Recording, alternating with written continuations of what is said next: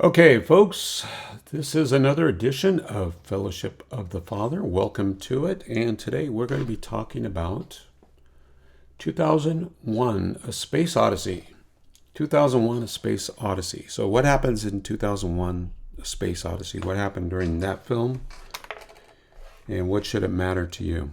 So, okay, 2001 A Space Odyssey is a story about a computer named Hal.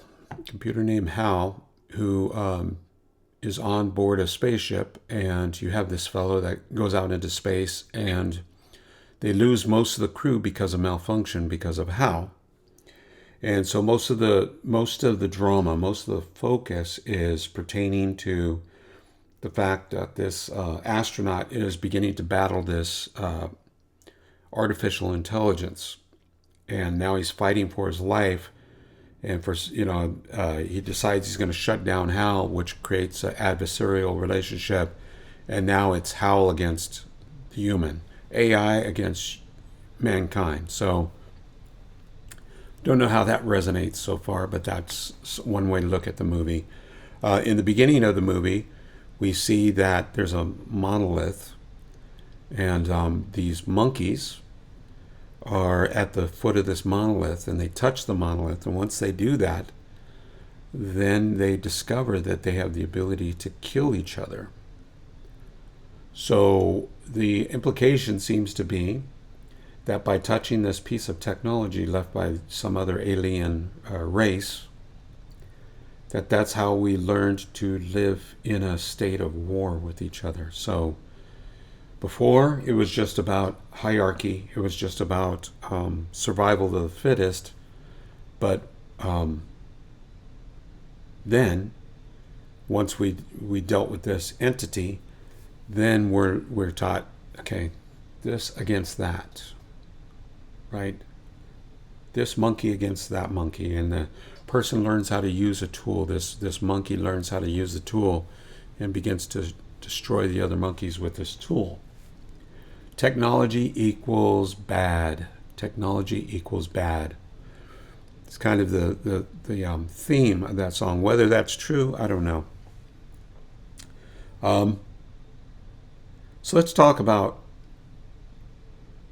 the last 25 years in America. So in America, we began with 2000, and we thought that in the year 2000, the computers are going to flip over and they're all going to crash, and we'd be in dire straits because all of our power grids and everything we do at work, we're all now connected to the internet and to these systems that were connected to technology. So that didn't happen. But then a year later, guess what happened? Something really big happened in the United States. Can you remember what that was, right? 2001.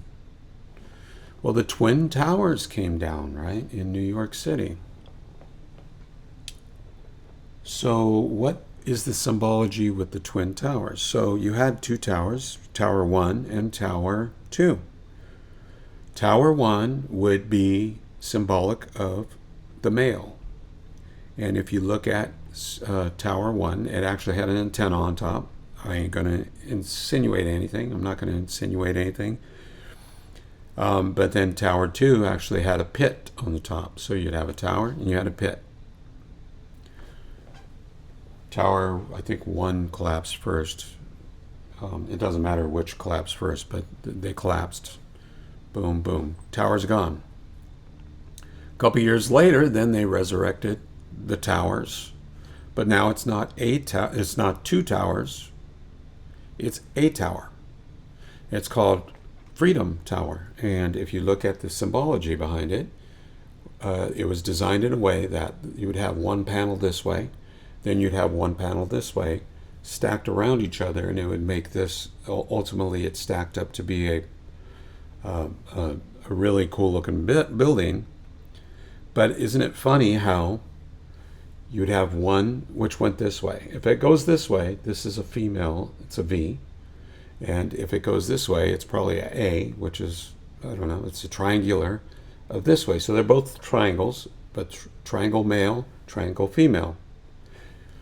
So, in a sense, what happened is one tower went down, the other tower went down, one tower comes up. Two go down, one comes up. So that's the combining of the two energies, female and male energies. So what has been going on for the last 25 years? This insistent push on men don't know that they're men, women can't know that they're women. They just got to float around in each other's minds, and nobody knows nothing for sure, and there's no such thing as a real female or a real male. We're all going to just do whatever we want. That's what happened there. You say, like, well, you're just seeing things. Hey, fair enough. What was a big movie at that point? What was a big movie about that? Let me see, The Hobbit, or was it The Hobbit, or was it? It was the Tolkien movie, right? The Two Towers. The Two Towers. What a coincidence. How timely was that the Two Towers came out about the same time? That was just a coincidence, Lawrence. Okay. Anyway, 2001: A Space Odyssey. So now we're to a point where we're saying we don't know anything. Maybe we need to really take a look at ourselves and understand we don't know anything. So if we can't know anything, then we can't know that computers can be bad for us. So let's just go ahead and let the computers think for us. Let the computers run our lives. Let's let the computers be the last say in our lives. And let's see what happens. What can go wrong? What could go wrong, right? What could go wrong if we let computers run civilization? 1933, they had a movie called Metropolis. And so this machine, which was a female machine, became a female. And from that point on, they started talking about Metropolis or whatever. But so this is where we are in society, guys, is that we're going through our space odyssey. We're going through a space odyssey. 2001 is the flip over time. So this is my space odyssey for these episodes. This is my 50th episode, and it's time to take a bit of a breather, and it's time to rethink where I want to go with the next episodes. But there's always a time and place in seasons in our lives, in history, and the Bible says nothing new. There's nothing new under the sun. So it's not like, although it feels terribly unique and there's never been a time like this in history, maybe not. Maybe there has been a time like this in history. I don't know. At the end of the day, I don't know what I don't know. I can only share with you what I've discovered, what I'm thinking. I'm thinking that if we get enough people in on thinking this stuff out and coming to conclusions, that we could reach some reasonable conclusions and get stuff done together. So hopefully you enjoyed this episode of Fellowship of the Father. And if you did, like, share, and subscribe. And otherwise, I will talk to you on the next episode of Fellowship of the Father. You have a great day. Bye-bye.